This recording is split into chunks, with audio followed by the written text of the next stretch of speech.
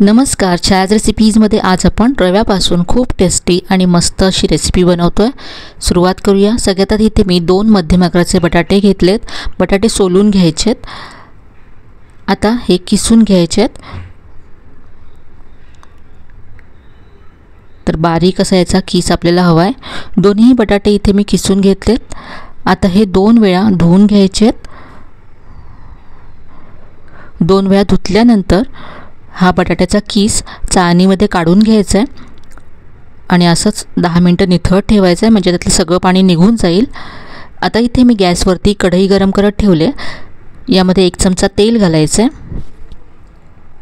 तेल गरम झालं की अर्धा चमचा इथे जिरं घातलं आहे, बारीक चिरलेली हिरवी मिरची घालायची आहे आणि अर्धा चमचा चिली फ्लेक्स घातलेत। यानंतर 1 चमचा सफेद तीळ घातलेत। थोडंसं हे परतून घ्यायचं आहे। यानंतर यामध्ये 2 कप पाणी घालायचं आहे। तिथे 1 कप मी इथे सेट करून घेतला आहे। याने यामध्ये 2 कप पाणी घालायचं आहे आपल्याला। चवीप्रमाणे यामध्ये मीठ घातलं आहे आणि आता बटाट्याचा किस यामध्ये घालायचा आहे। तर या किसामधलं सगळं पाणी काढून घ्यायचं आहे, मगच घालायचं यामध्ये, कारण जर पाणी किसामध्ये राहिलं तर पाण्याचं प्रमाण रेसिपीमध्ये वाढू शकतं। तर एकदा हे असं मिक्स करून घेतलं। आता या पाण्याला उकळी काढून घेऊया। तर इथे पहा, उकळी आले पाण्याला आणि हा बटाट्याचा किससुद्धा शिजला आहे। आता यामध्ये रवा घालायचा आहे। तर ज्या वाटीने किंवा कपाने तुम्ही पाणी मोजून घेतलं असेल त्याच कपाने इथे आपल्याला 1 कप रवा घ्यायचा आहे। इथे रवा आपल्याला बारीकच घ्यायचा आहे। जर बारीक रवा नसेल तुमच्याकडे, जाड रवा असेल तर एकदा मिक्सरला फिरवून घ्या आणि मगच इथे वापरा। आता रवा घालताना गॅसची फ्लेम अगदी मंद करायची आहे आणि थोडा थोडा घालत जायचा आहे। एकत्र रवा घालायचा नाही आहे, नाहीतर मग गुठळ्या होतील। तर असं थोडा थोडा रवा घालत जायचा आहे आणि मिक्स करत जायचं आहे। 2 कप पाणी आणि 1 कप रवा असं परफेक्ट प्रमाण आहे इथे। आता हे असं मिक्स करत जायचं आहे। लगेचच हे असं घट्ट व्हायला लागतं। जर गुठळ्या असतील तर त्या अशा मोडून घ्यायच्या आहेत। याचा गोळा होईपर्यंत आपल्याला हे शिजवून घ्यायचं आहे।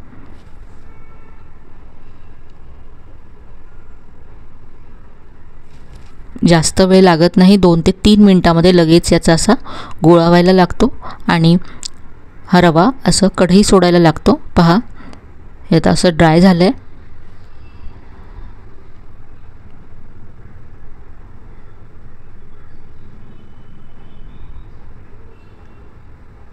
याचा गोळा व्हायला लागलाय।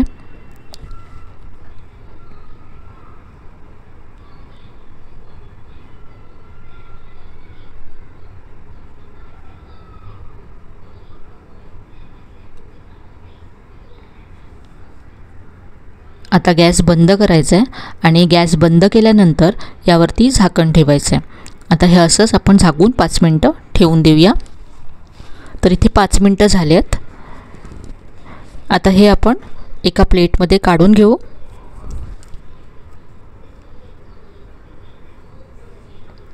हे आपल्याला आता कोमट करून घ्यायचं आहे, कारण आपल्याला हे मळून घ्यायचं आहे। पूर्णसुद्धा थंड करायचं नाही आहे। पूर्ण थंड झालं तर हे पूर्ण ड्राय होईल रवा आणि मग आपल्याला मळता येणार नाही, म्हणून हाताला सहन होईल इतकं हे कोमट करून घ्यायचं आहे। हे थंड होतं आहे तोपर्यंत आपण चटणी तयार करूया। तर इथे मिक्सरचं भांडं घेतलं आहे। यामध्ये ओलं खोबरं घालायचं 1 वाटी, 1 चमचा भाजलेली चण्याची डाळ घातली आहे, 2 हिरव्या मिरच्या घातल्यात, थोडीशी कोथिंबीर घातली, चवीप्रमाणे मीठ घातलं आहे आणि आता पाणी घालून ही चटणी वाटून घेऊया। तर इथे चटणी वाटून तयार आहे, बाउलमध्ये काढून घेते। आता चटणीवर घालण्यासाठी फोडणी तयार करूया। तर इथे मी 1 चमचा तेल गरम करून घेतलं तडका पॅनमध्ये। पाव चमचा यामध्ये मोहरी घातली आहे। मोहरी मस्त तडतडली की इथे कढीपत्ता घातला आहे आणि 1 लाल मिरची घातली आहे। फोडणी तयार झाली, ही चटणीवरती घालूया। ही मस्त अशी आपली चटणी तयार झाली आहे। आपल्या नाश्त्याबरोबर ही चटणी खूपच मस्त लागते। आता आपण पुढची कृती करूया। तर इथे रवा कोमट झाला आहे। यामध्ये मी बारीक चिरलेली कोथिंबीर घातली आहे।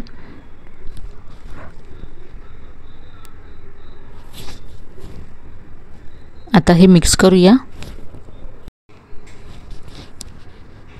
हाताला आता तेल लावून घ्यायचं आहे आणि हे असं मिक्स करायचं आहे, मळून घ्यायचं आहे.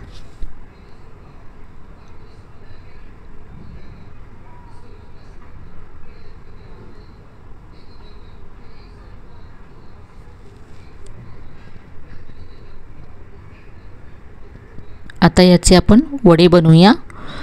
तर इथे पहा छोटासा गोळा घेतला आहे. हातावरती मळून असं सॉफ्ट करून घ्यायचं आहे आणि याला आता मेदू वड्याचा शेप द्यायचा आहे.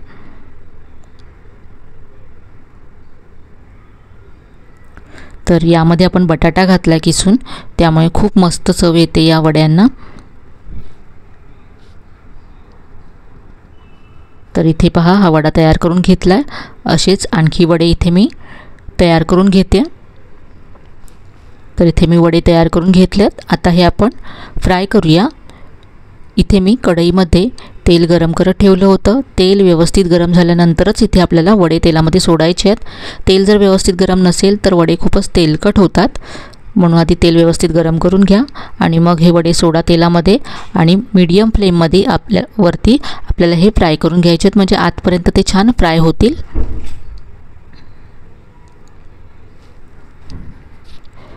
तर ही रेसिपी करताना एक गोष्ट लक्षात ठेवा, तुम्हाला रवा बारीकच घ्यायचा आहे आणि बारीक रवा नसेल तर जाड रवा मिक्सरला फिरवून बारीक करून मगच वापरायचा आहे.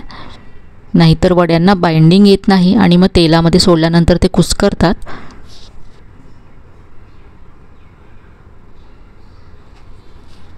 तर आता गोल्डन ब्राऊन होईपर्यंत आपण हे मीडियम फ्लेमवरती फ्राय करून घेऊया.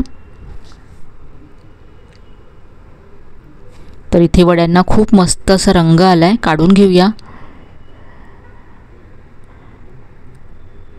आणि आता असेच उरलेले वडेसुद्धा आम्ही फ्राय करून घेते. नेहमीच्या मेदू वड्या सारखेच हे दिसतात आणि चवीला पण खूप मस्त होतात.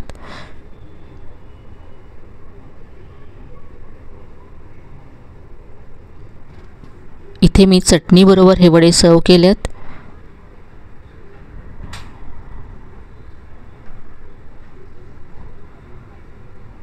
इथे मी तुम्हाला एक वडा तोडून दाखवते. आतपर्यंत मस्त असे क्रिस्पी होतात हे वडे.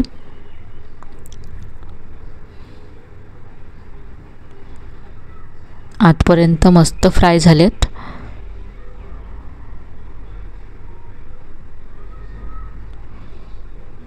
तर एकदा तरी हे वडे नक्की करून पहा, तुम्हाला नक्कीच आवडतील. तर आजची ही रेसिपी तुम्हाला कशी वाटली कमेंटमध्ये कळवायला विसरू नका.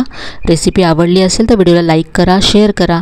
चॅनलला अजून सबस्क्राईब केलं नसेल तर नक्की सबस्क्राईब करा. चला तर मग पुन्हा भेटूया अशाच छान छान आणि नवीन नवीन रेसिपीसह. तोपर्यंत धन्यवाद.